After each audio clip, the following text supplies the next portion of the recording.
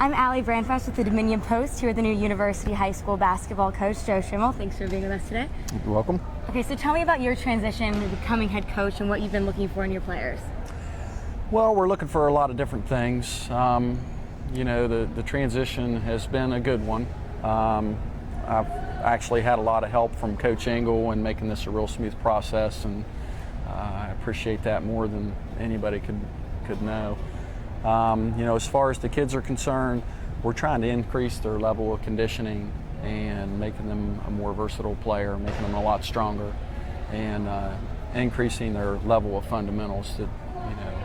That's probably the biggest thing right now, is to make everyone a lot more of a complete player. So what do you think the biggest change you're going to be making in this season, going into at these 3 weeks of conditioning and working hard? What's the biggest change going to be from last year? I think a lot of it's just going to be having the players be more self-disciplined and learn how to play within a system and more of a team.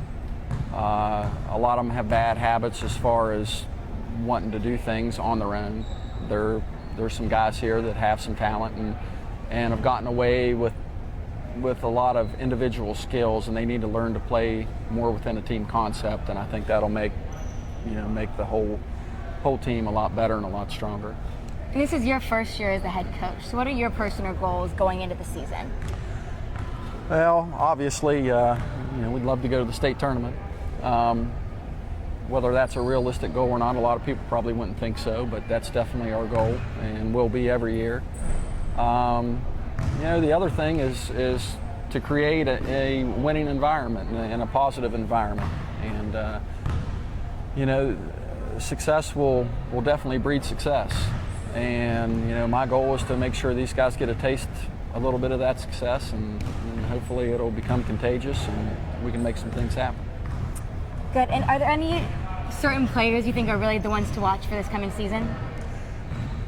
Well, I don't think we really have anybody that's going to be, a real standout, which in a way that's a good thing, because I think it helps create more of a team concept.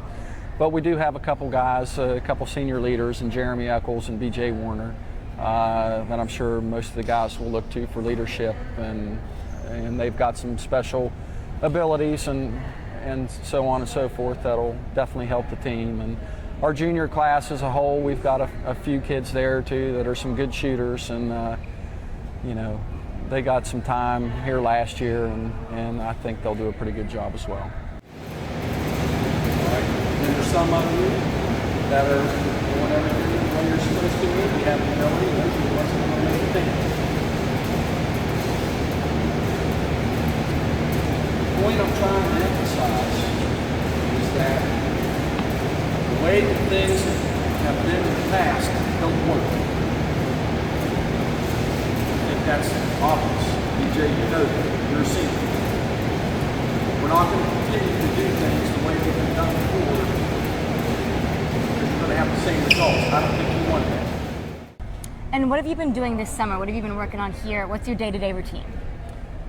Mainly, we go about 3.5 hours every morning, and as far as basketball-wise, they're in the gym here for about 2 hours.